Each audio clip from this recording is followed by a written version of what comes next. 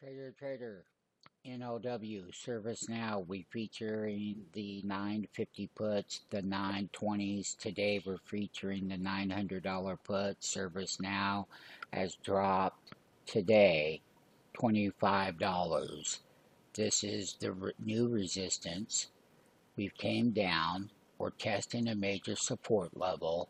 I will iterate the 900 puts that we bought at $25 are at 38.